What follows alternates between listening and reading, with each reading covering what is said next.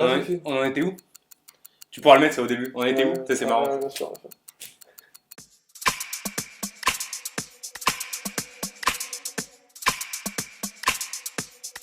7. J'ai une douzaine de montres, mais sachant qu'il y en a au moins 4 que je mets plus ou qui marchent plus, mais je les garde quand même. 9. Bell Ross BR03 Titane. Top, je la porte toujours. Alors, la première montre qu'on m'a offert, c'est la Swatch System 51, et la première montre achetée de mon plein gré, qui est aussi un cadeau, mais achetée avec ma bénédiction, c'est la Milton Jazzmaster. C'était une Seiko 5. Mon Omega Speedmaster. La Grand Seiko Snowflake. Ma IWC portugaise, édition limitée, c'est pas facile à retrouver, j'ai du mal à la trouver, donc... Je dirais la sortie de Gégère Lecoutre au Watch and Wonders 2020, la Master Control Master Control Chronograph Calendar, qui est incroyable. En 2019, début 2019, Oris qui arrive avec la Pointer Date rouge, cadran rouge. Là, c'était vraiment un modèle qui a tout pour moi. La Mont Blanc Géosphère, magnifique. Pas vraiment de manufacture, j'aime bien découvrir au fur et à mesure, donc j'ai pas eu un déclic. Quand j'ai compris qu'on pouvait mettre un calendrier perpétuel sur un système qui détecte les années bissextiles dans les montres, c'était chez Patek Philippe, là ça m'a scotché. Alors clairement IWC, je suis tombé devant le shop IWC aux Galeries Lafayette à Paris, et c'était il y a quelques années, et ça m'a donné envie d'aller plus loin. Le quartier tank. La Reverso.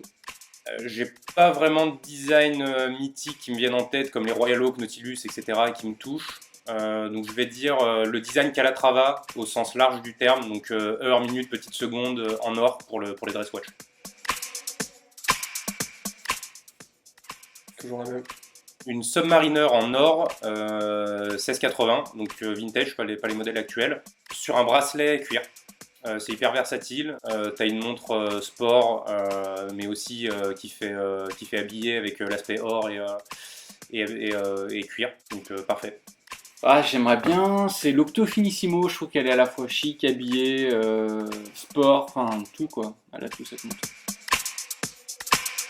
J'aime bien les trilobes, les matinaux secrets où on peut faire personnaliser le cadran avec le ciel étoilé d'un jour dans l'année, donc ça c'est assez sympa.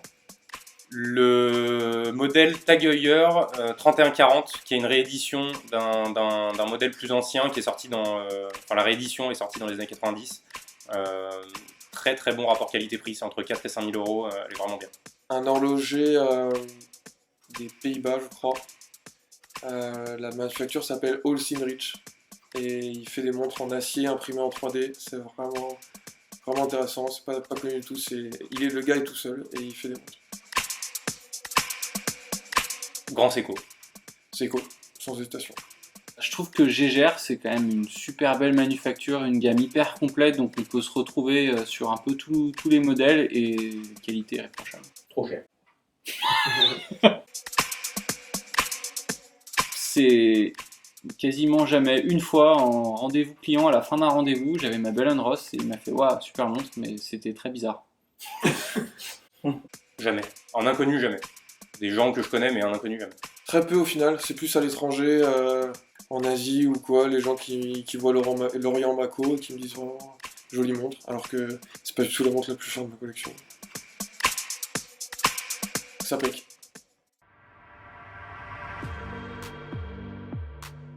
Moser.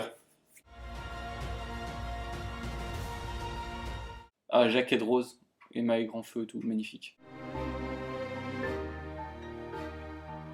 Sublime, sublime. Audemars Piguet. François-Paul Journe, FP Journe. Rolex. Oh, c'est pas réel. Non, j'ai pas. Montblanc. Longines pour les amateurs de montres. Je trouve qu'auprès des amateurs, Longines est assez mal vu. Alors qu'ils proposent des très très bons modèles pour leur gamme de prix. Donc Longines. L'Oyster de Rolex. Cuir. Le bracelet de l'Overseas de Vacheron Constantin qui se change en 10 secondes pour mettre un bracelet caoutchouc ou un bracelet acier ou cuir. Incroyable, trop pratique. A Man on His Watch. The Cartier Tank Watch de Franco Collioni. Alors j'ai plus le nom exact, mais ma collection de montres mécaniques, c'est super bien foutu. C'est pour justement apprendre à faire une collection. Et il y a des montres de 150 à 15 000 euros. Top, super livre. On peut que remercier Montrez-moi pour nous avoir aidé aussi à décoller. Watchbox Studio avec Tim Mosso. Donc hyper technique, t'apprends énormément de choses. Et sinon, pour l'aspect un peu plus storytelling, Teddy Baldassar. J'aime beaucoup la chaîne Federico Talks Watches. C'est un gars qui est dans l'industrie depuis des années et il parle de montres. Il en vend aussi forcément, mais il a travaillé chez Cartier, il a travaillé chez Piaget, il a travaillé chez WMP. Il a vraiment le côté insider dans l'industrie qui est pas mal. Bah, personnellement, ce serait la montre de poche que j'ai, qui a appartenu à mon père, que je transmettrai. Une Patek, la Patek Semenier. Si un jour j'ai les moyens, je m'achèterai ça. Pour moi, c'est une montre qui n'est pas dans l'hyper luxe, qui a une valeur sentimentale pour celui qui la transmet et qui introduit bien l'horlogerie, parce qu'on parle souvent de ses enfants pour la transmission. Donc je dirais pour moi, pour mon cas, ma Hamilton Jazzmaster. Breitling Navy Timer, automatique, tu fais tout avec. Ouais, ce serait sûrement une G-Shock, une montre tout-terrain. Alors, je suis pas trop axé sur les montres très techniques, GPS, etc. Donc, je dirais, pour prendre un peu à contre-pied, la Aldiman H8, qui est une montre tourbillon sans aiguille. Donc, si c'est la fin du monde, t'as pas besoin de connaître l'heure, mais t'as un bel objet mécanique au poignet avec un tourbillon, mais qui indique pas l'heure. Pas facile. Moi j'aurais dit la Chanel J12, j'adore cette montre, mais je pourrais jamais l'acheter. Enfin, pour homme elle est un peu bizarre, mais sur femme je trouve qu'elle est pas mal. Céramique blanche et tout, nickel. La Reverso Small en or rose. Une Datejust two-tone, bracelet austère, ouais, cadre blanc. Et c'est une montre que je pourrais lui piquer aussi. Tout-tone. Two-tone. Or rose, bien sûr.